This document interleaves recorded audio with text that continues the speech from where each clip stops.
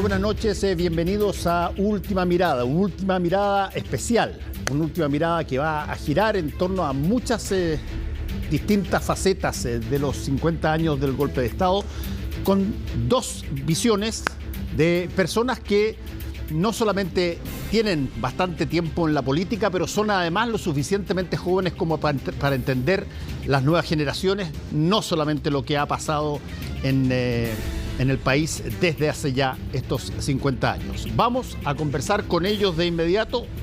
Están con nosotros, columnista de diarios muy conocido, profesor universitario, Hugo Herrera, que ya es parte de esta casa, igual que Gonzalo Vinter, que parlamentario, diputado. Partamos de inmediato. ¿Es esta conmemoración de 50 años, o la ven ustedes, Hugo,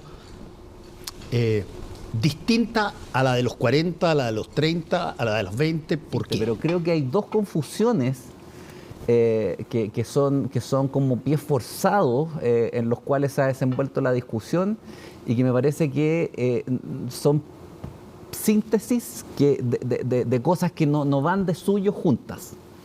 Una es la vinculación que se hace de Allende con la causa de los derechos humanos y que le costó el cargo a Patricio Fernández, por haber hecho algún tipo de matiz. Y la otra es la vinculación que se hace de querer poner en el mismo nivel la posición de determinado grupo respecto del golpe de Estado y la posición de condena a las violaciones a los derechos humanos. Me parece que en ambos casos estamos frente a reuniones de cosas o de posiciones que no son lo mismo. No es lo mismo Allende con la causa de los derechos humanos. Allende era aliado de los checoslovacos, era aliado de la Unión Soviética, donde viajó a pedir recursos, que algo, si algo no tenían que ver eran con los catálogos de derechos humanos y derechos fundamentales que usualmente valoramos en las democracias republicanas. Y por otra parte... Paréntesis, no le dieron recursos y porque había criticado a la Unión Soviética. No le dieron recursos, no le dieron muy lo que poco, quería. pero las críticas a la Unión Soviética hechas por Allende durante toda su carrera son conocidas y están por escrito, porque son documentos. Tú mismo lo mencionaste cuando dijiste los checoslovacos, sí, ahí y fue muy crítico el 56 y el 68 de las respectivas invasiones a Hungría y a Checoslovaquia. Pero está bien. Pero no quiero interrumpirte porque está muy entretenido lo que... Pero diría, no toma posición hay un respecto de la relación con la República Checa. Las relaciones florecieron, digamos. Toma posición desde muy joven cuando el PC le propone al PS armar un solo partido y Allende escribe un documento para el PS diciendo por qué, si bien tiene el mayor respeto por el Partido Comunista, no es comunista. Y explica todo esto en donde ha dado una serie de argumentos que yo creo que tú podrías compartir.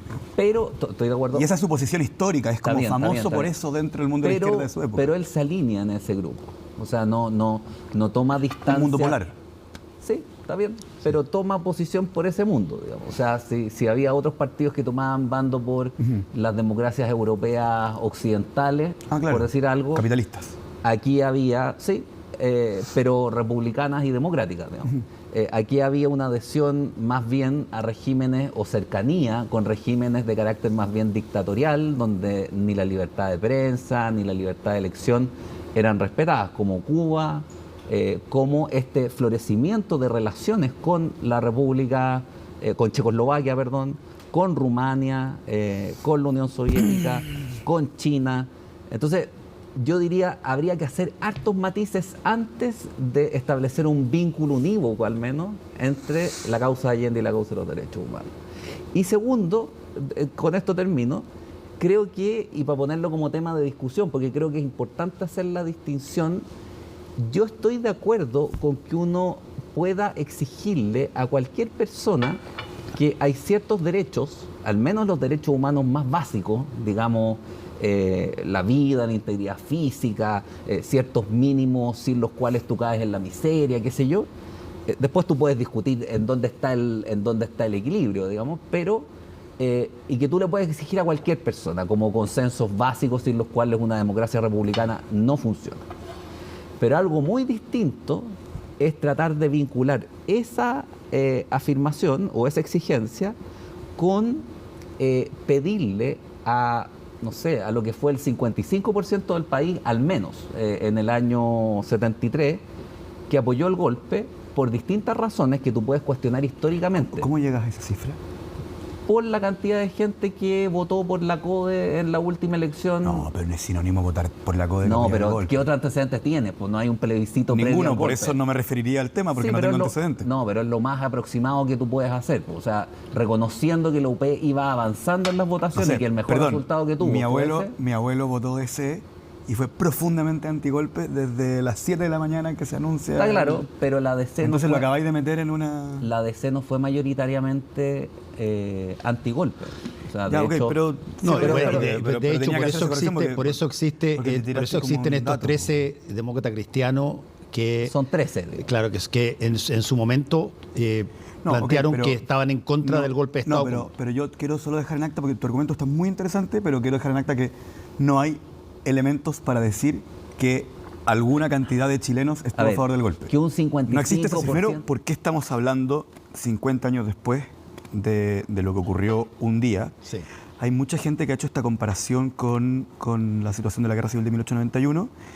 Y yo quiero decir que, primero que nada, que estemos con un experto de la guerra. que estemos hablando 50 años después de lo que ocurrió ese día, no es ni un error ni un acierto. Es más bien una anomalía que es digna de ser analizada porque algo está pasando que hace que no podamos evitar hablarlo. Sí. Porque cuando sale el tema, por alguna razón, se producen discusiones. Porque si yo digo hoy día, O'Higgins, si yo voy ahora a la Cámara de Diputados y digo, O'Higgins es mejor que Carrera, no va a pasar nada, probablemente a nadie le importe. Entonces, de hecho se solucionó, ¿ya? ¿Qué me pasa a mí? Que tengo la sensación de que hay que tratar de encontrar la explicación de por qué seguimos hablando de esto. Yo creo que el horror hizo que gran parte de los dilemas que enfrentaba la sociedad chilena durante la Unidad Popular no se resolvieran realmente o no se resolvieran legítimamente.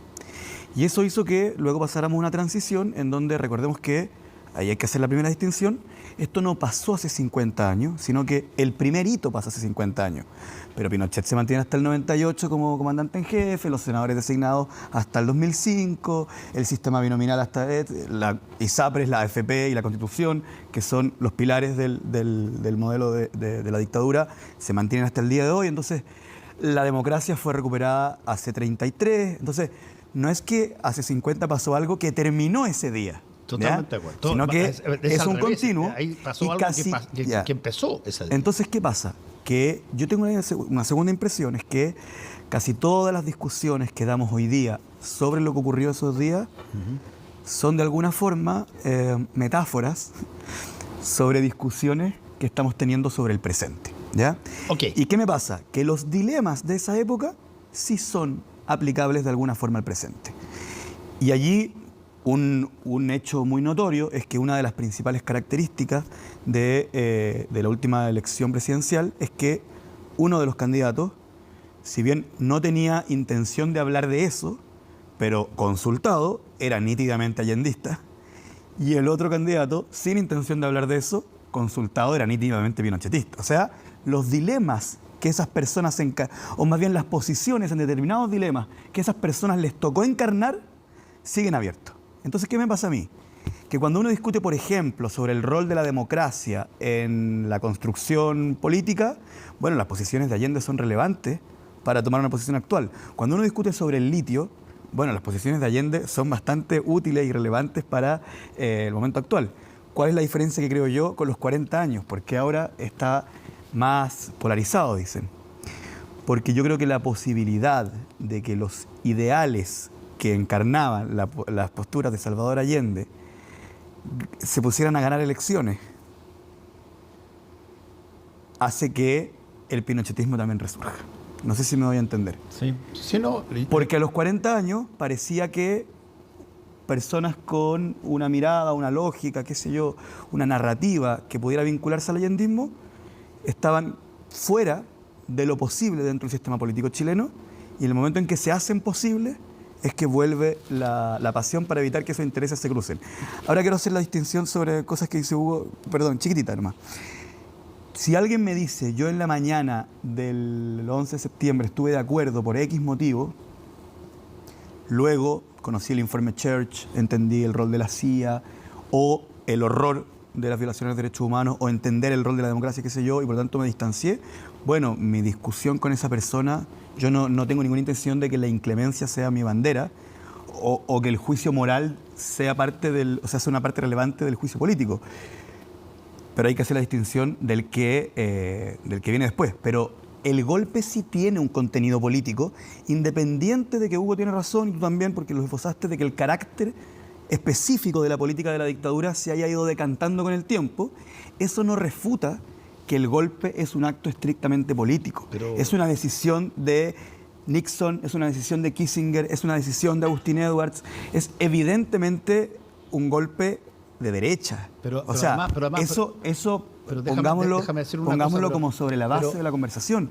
O es un golpe contra la posibilidad de la construcción de un socialismo, independiente de que después haya asuntos que resolver. Déjame plantearlo de la siguiente manera para que escuchar también a Hugo, que tiene que ver con lo siguiente. No solamente el golpe tiene una característica, el golpe como tal, como herramienta, tiene una carga feroz que arrastra todo. Pero es que además, ese golpe es, si no el último o el penúltimo en América Latina en una seguidilla de golpes que venían pronunciándose en prácticamente todos los países. Por lo tanto, cuando nosotros condenábamos los golpes en Perú, los golpes en Bolivia, los golpes en Argentina, los golpes en Uruguay, los golpes en Brasil, qué sé yo, y decíamos, qué sé yo, me parece que es bien incómodo plantearse después, cuando el golpe llega a Chile, y considerar que en realidad el golpe es prácticamente aséptico. O sea, y además yo también quiero plantear que la Unidad Popular tampoco es aséptica. Yo creo que los intereses del terrateniente, los intereses del dueño de una fábrica y los intereses de una transnacional minera en Chile, efectivamente estaban siendo amenazados por la Unidad Popular. Y ese debate no lo hemos terminado de resolver. ¿Cuándo es legítimo que esos intereses sean amenazados? Es un tema que tenemos pendiente y que lo vamos a tener que debatir para tener estrategias audaces de desarrollo para los próximos 50 años. Dale tú y después hacemos una pausa después de tu intervención. Sí, a ver, yo agregaría ciertos elementos para complementar lo dicho, porque, mira, está bien, tú planteas que aquí intervino la CIA, que aquí intervino... No lo planteo yo, lo planteé a la CIA. No, está bien, estás haciendo hincapié en eso. Entendí. Cuando diga que... Sí. Pero interviene también en Chile. O sea, el que pone a Chile dentro de la esfera, dentro de la mira de la política internacional, es el gobierno de Allende. O sea, Chile no había estado en esa disputa, ni siquiera con Frey. Digamos. De hecho, dándote la razón, Nixon le pregunta a Kissinger por qué es tan importante este país. O sea, por ejemplo, ¿qué me importa que en el presidente? Por ejemplo, yo no y el otro tengo, le dice, ojo, esto no es grave. tengo antecedentes más allá de un testimonio, pero todo eso que se habla de que la CIA habría financiado el golpe y todo lo demás, o habría financiado a la DC, a mí una vez un alemán me dijo que los fondos no eran de la CIA, los fondos venían de Alemania Occidental y de organizaciones de la sociedad civil de la Alemania Occidental que estaban preocupadas por el predominio, digamos. Ellos sabían que tenían al frente un socialismo real. Pero ¿y la qué CIA significaba? ha rendido platas al Senado de la intervención está bien, en Chile. Pero sí, pero los fondos a los que acudían eran en último término de Alemania Federal en gran parte.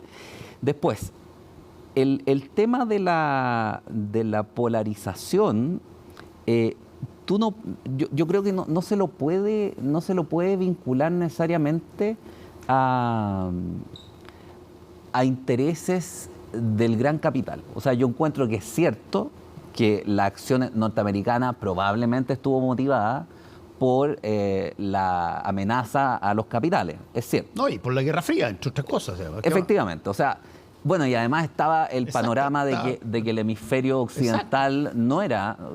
ya estábamos repartidos por Estados Unidos. Y que Vietnam, Camboya y todo el asunto, y China, donde también hay reacciones bien violentas, digamos, con muchos más muertos por lo más, contra la intervención norteamericana en ese hemisferio, bueno, genera problemas.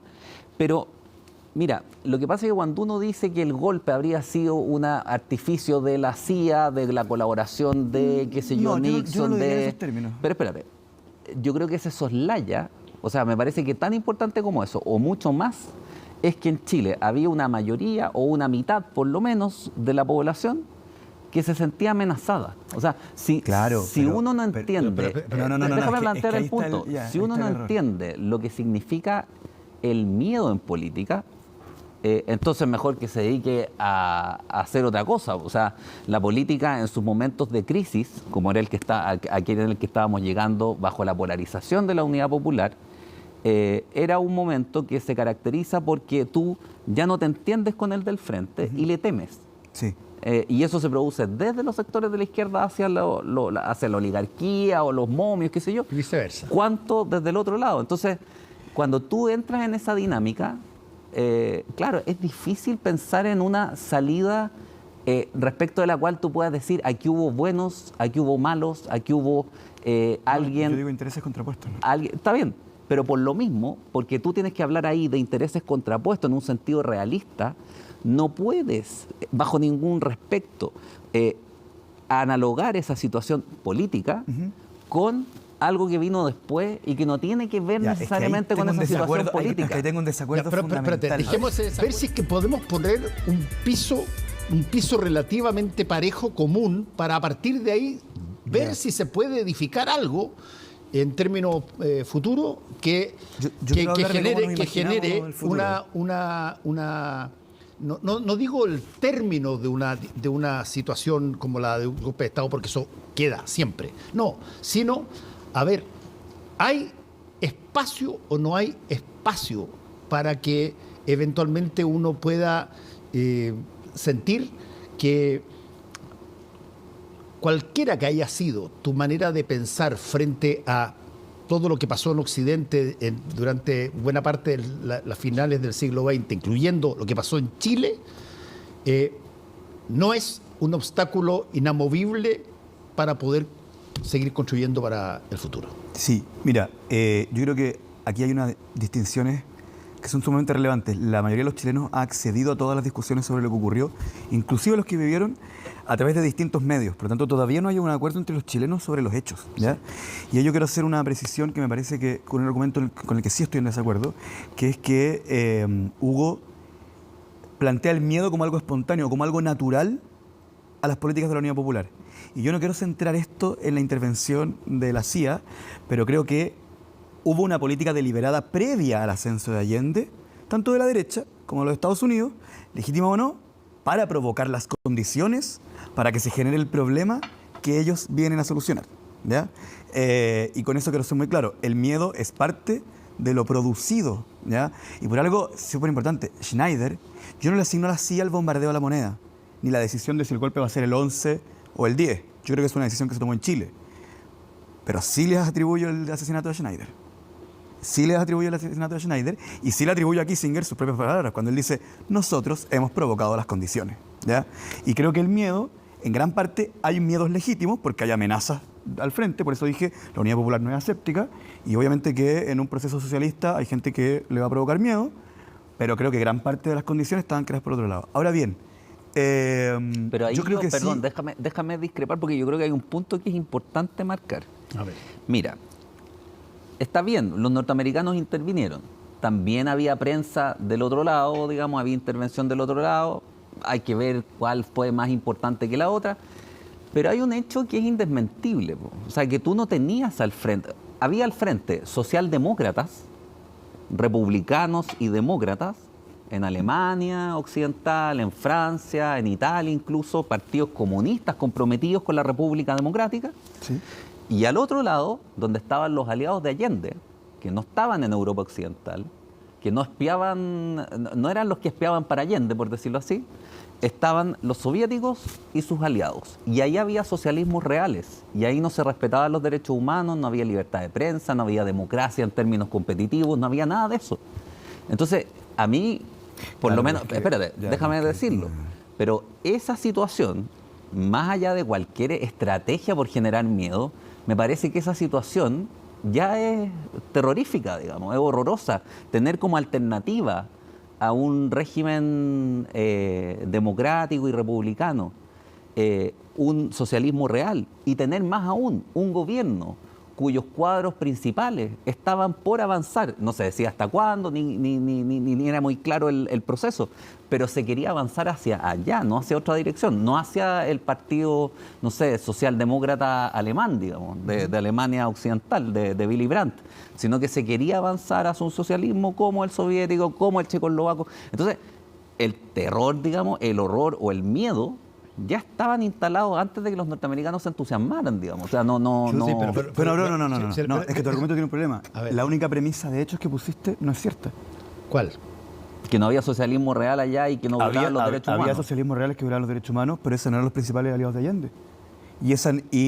Y la promesa del allendismo y la promesa de la Unidad Popular es crear una vía alternativa a aquello. ¿Al socialismo real? Por supuesto que sí. ¿Y socialismo real con sí. República Democrática? La Unidad Popular, o sea, de eso se trataba el experimento. Justamente la promesa de Allende es construir algo distinto a los socialismos reales. Entonces, todo tu argumento reciente, tú dices, sí, obvio que es terrorífico que tener un presidente que quería construir un socialismo real. Y yo te digo, no había un presidente que quería construir un socialismo real. ¿Por qué el afán de estatizar la economía? ¿Por qué el afán de controlar el papel y coartar la libertad de prensa? ¿Por qué el afán de favorecer? ¿Tú dices que durante el gobierno de Allende no hubo libertad de prensa? No, se intentó monopolizar el papel. Yo digo que eso no es cierto. Que no se intentó monopolizar el papel. Que hubo libertad de prensa y que nunca se pretendió acabar Nunca con se ella. Intentó monopolizar el papel. Ya, bueno, eso es un hecho de la causa, digamos. O sea, hay que ver el tema de la papelera. Claro, pero yo creo que tú no estás familiarizado con los debates internos de la izquierda 70-73 o 65-73. O sea, porque es evidente que Allende es la promesa de la llegada de Allende al poder, no es la construcción de un socialismo real. O sea, en el sentido... ¿Socialdemocracia? Yo creo que si se avanzaba esa discusión llegaba a algo similar. Entonces, ¿por qué los aliados Y por eso el estaban, Partido Comunista de Chile tenía conflictos con los partidos comunistas del resto de América porque seguía con la tesis del Frente Popular y no se había sumado a la tesis cubana. Déjame aventurar una razón. ¿Por qué los aliados estaban al otro lado y no en los socialdemócratas? Porque eran países capitalistas. Yo tengo la y no queríamos construir un capitalismo. Espérate, la socialdemocracia desde sí, es capitalista. Sí, espérate, desde el inicio de los fabianos, o sea, los que renuncian a la revolución en Londres, desde ese momento que renuncian a la revolución violenta, desde ese momento nace la socialdemocracia. Totalmente. O sea, eso no era el camino de Allende. No. Ya, entonces estaban en el otro lado, estaban en la Unión Soviética. No, pues es que justamente... ¿Cuál es el camino intermedio? La potencia de este proyecto era construir el socialismo en democracia. Entonces tú estás diciendo, si no está con las dictaduras, pongámosle así, tiene que ser capitalista. No, pues justamente lo que se estaba intentando hacer era un socialismo en democracia. Ese era el experimento. Pero es que, un experimento derrotado, un experimento militarmente derrotado, por decirlo así. Tú tienes un problema ahí, porque me parece que hay un problema conceptual en decir que es posible un régimen republicano donde el Estado controla todo el poder económico y el poder político. Porque eso significa que no va a haber prensa independiente del poder estatal, que no va a haber empleos independientes del poder estatal. Es que en la expresión, ¿cómo tú controlas? Porque en la expresión todo es donde tu argumento se vuelve tramposo. Porque yo te podría decir, ¿cómo tú controlas todos los medios? Tampoco puede haber democracia. ¿Cómo controlas los medios de producción? Porque entender lo que están hablando. Porque yo te podría decir, ¿cómo va a haber democracia en un régimen en donde el privado controla todo? No, pues se produciría una absoluta desigualdad y por lo tanto no podría haber democracia. Es que hay un evento... Entonces, obviamente que la discusión va a estar en los matices. Pero ningún capitalista aboga porque todo sea capitalista. Y el gobierno de Allende tampoco abogaba porque tu chaqueta sea del Estado. Obvio, pero si eso es absurdo. Los medios de producción... Ese absurdo es el que tú acabas... absurdo. No, el espantapájaros que tú acabas de hacer justamente propone que en el gobierno de Allende tus zapatos iban a ser del Estado. Los medios de producción, nadie ha sostenido que los cepillos de dientes van a ser estatizados. Déjame terciar aquí con un elemento que no se ha planteado, a mi modo de ver, en términos muy claros. La Guerra Fría estaba desatada. Tú lo veías en todo tipo de cosas en esa época. Lo veías en el cine, lo veías en la televisión, que ya estaba empezando a generar y a traer películas de todo el planeta. Tú lo veías en la forma en que quiénes eran los enemigos de Occidente para James Bond. Estaba clarísimo quiénes eran en ese momento y así se dividía el mundo bipolarmente entre estas dos cosas. Y resulta que pasa una cosa rara en el mismo subcontinente. donde tú tenías guerrillas en Uruguay, guerrillas en Argentina, guerrillas en Bolivia, toma de países en revoluciones aquí y allá, un país decide votar y escoge por votación democrática, escoge a un presidente que es socialista y que tiene en su alianza, la Unidad Popular, al Partido Comunista. Y más aún... Chileno. Chileno, el único. Y más aún. Y ahí viene el otro la factor, porque esto desarma lo que era súper estabilizado. Y viene una cosa tremenda. Mira, el presidente Allende no gana con mayoría los votos y tiene que ir al Congreso. El pacto de garantía, claro. Tiene que ir al Congreso. Hay que recordar, para la gente que no tiene muy buena memoria de la historia, que eso ya había pasado antes, sí. En el gobierno de Jorge Alessandri Rodríguez, miembro del Partido Nacional, partido de derecha de la época, súper establecido, republicano, gana, pero no saca la mayoría de los votos. ¿Y qué es lo que se decide en ese momento en el Congreso? Nadie puede ganar por secretaría, como dicen 2 o 3, y le dan los votos a quien sacó la primera mayoría, Jorge Alessandri. Cuando Allende le toca su turno y él saca primera mayoría contra el mismo Alessandri, claro. Le dan los votos no solamente la gente que... Con reforma constitucional de por medio. Con reforma, exacto, con todo, pero le dan los votos y ya, votan por él. Ese fenómeno que Kissinger lo describe muy bien y con alarma, diciendo, oye, pero si esta cosa puede provocar una suerte de seguidilla de victorias de la izquierda y el Partido Comunista por votación democrática, claro. A ver, esto hay que pararlo. Pero ese factor muchas veces se olvida. Uno se olvida cómo fue la victoria de Salvador Allende. Fue una victoria no por mayoría, pero apoyada por el Congreso para que sea mayoritario. Sí, tal cual como se había hecho con Jorge Alessandri Rodríguez antes. Y esa situación desarma y proyecta una situación que, bueno, no estoy diciendo que no tiene, llamémoslo así, pecados propios en la Unidad Popular, montones, y podríamos hacer programas de eso. Pero yo creo que un factor muy fuerte fue la percepción de que a partir de una experiencia inédita podía repetirse aquello en determinadas circunstancias en otras partes de América Latina, generando que la democracia escogiera a personas que eran el enemigo, que es lo que le dice Nixon a Kissinger. No, yo estoy de acuerdo en que el gobierno de Allende entra legítimamente al poder y que, claro, generaba más sospechas que la de los partidos de la derecha de la época, que era una derecha además más republicana, más integrada en el sistema, que lo que vino después. Pero hubo la exigencia esta del pacto de garantía, que era una protección de los derechos humanos, digamos. Sí. Porque había sospecha de que podía haber violaciones en ese sentido, dada la trayectoria ideológica de los partidos y que el Partido Socialista, por ejemplo, ya está abogando desde el 67 por la vía armada, digamos, o por la legitimidad de la vía armada. Ahora, lo que habría que preguntarse es si acaso Allende cumplió con el pacto de garantía, y entonces uno tendría derecho a dudar en la medida en que a poco andar la democracia cristiana, que va de acá para allá y después vino de allá para acá, le quite el apoyo y forma la CODE, que es una alianza para parar al allendismo, digamos. Entonces, ¿por qué la democracia cristiana, que es un partido republicano, cambia de bando? Yo creo que eso solo se explica por las simpatías que tenía Allende hacia los países que estaban más allá de la cortina de hierro. O sea, ¿qué hace Fidel Castro? Uno dice, eso hoy día lo tenemos naturalizado porque hemos visto tanto documental de que Fidel Castro se paseó por Chile, pero ¿qué hace un dictador en Chile, paseándose? Eso no te habla de una vía chilena así tan limpia al socialismo. Fidel Castro se alineó con Allende y sin perjuicio de que no se instaló un aparato militar, porque eso además requiere mucho tiempo, sus aliados estaban en otro lado. O sea, yo me pregunto de nuevo, ¿por qué los aliados de Allende no estaban en el Partido Socialista francés? ¿Por qué no estaban en el partido, en la izquierda británica?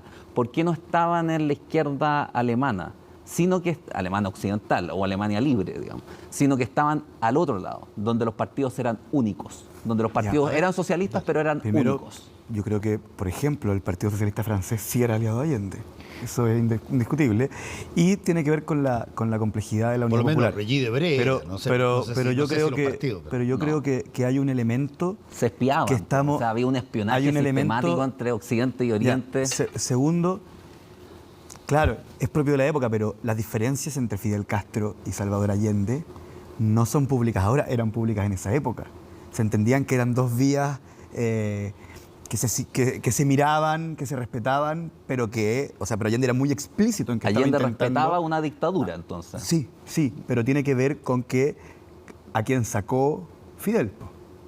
A quién sacó Fidel y el carácter de la Revolución Cubana y en qué deviene. Porque yo creo que tú también estás haciendo algo que es un poco lo que criticaste al principio, que es juzgar la totalidad de los últimos 60 años de historia cubana como un paquete completo. Yo creo que merece una revisión con más matices. Pero yo quiero hacer, perdón, hay un punto que no puede quedar... pero es que no me he hecho cargo de la... Solamente, te voy a hablar de Cuba. Pero les quiero recordar que yo quiero hacer la pregunta sobre el futuro antes de terminar. Yo me preparé para eso. Y estamos cerca de terminar. Pero hay un elemento que no se puede dejar de lado, que yo creo que además no solamente había un conflicto entre partidos de derecha con partidos de izquierda y diversas tesis políticas. Cuando cambian las tecnologías o cuando se encuentra un mineral en alguna parte, etcétera, cambian las condiciones de producción y eso va generando diversas formas de clases sociales que pueden o no entrar en conflicto. Que todos estos asuntos hayan estallado en el mismo siglo tiene que ver con que había conflictos de clase relativos al modo de producción de la época, ¿ya? Entonces también hay que entender la situación de la Unidad Popular como un continuo que tenía que ver con un conflicto entre campesinos y dueños de la tierra, entre obreros y dueños de las fábricas. Y eso no existía solamente porque los militantes de la izquierda hicieran un discurso. Y Chile venía de una seguidilla de, la matanza de Rankin, la matanza de Santa María de Iquique, la matanza de Pampa Irigoyen, etcétera, la huelga de la carne, la huelga de la chaucha, etcétera. O sea, el conflicto por la desigualdad en la producción, el conflicto entre clases, era algo que estaba exacerbado en esa época y de alguna forma podemos discutir si la política era expresión de aquello o que también ponía su cuota, pero hacer como que eso no existía, como que el conflicto de clase o simplemente que las clases sociales no existían en esa época, a mi juicio nos lleva a un análisis que queda trunco. Pero perdón, yo no negaría jamás que no existe el conflicto de clase. No, pero es que hay un libro muy famoso que no lo menciona en 400 Lo que páginas. pasa es que hay dos diferentes... Bueno, pero ese libro tiene un autor, no soy yo. No, claro. Hay dos maneras de enfrentar la lucha de clase. La fabiana y la revolucionaria. Y a mí me parece que es un dato de la causa el conflicto de clase. El punto es que tú lo puedes abordar pacíficamente. Lo menciono porque las derechas es lo que han hecho todos los gobiernos occidentales europeos con mayor o menor éxito, pero con paz. ¿Hay o no hay posibilidad de recomponer lo que podríamos llamar una nacionalidad política común? Gonzalo. Yo creo que sí.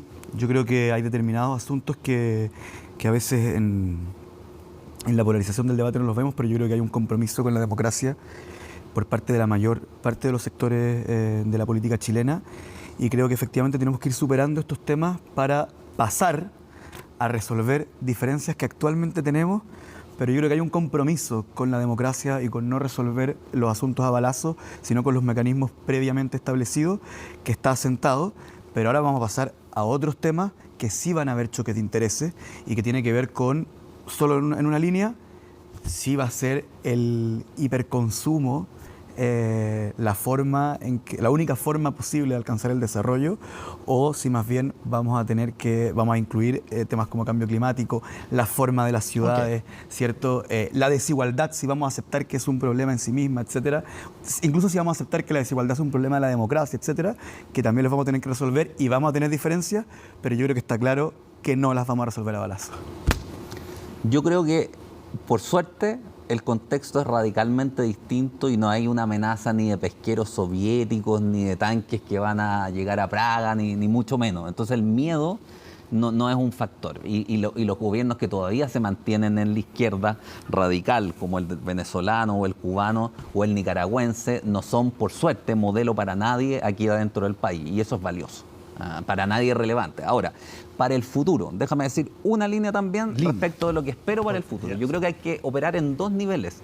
Un nivel simbólico, que o va por la Constitución o va por una agenda de reformas consensuadas, porque este país no puede seguir funcionando en piloto automático sin acuerdos grandes.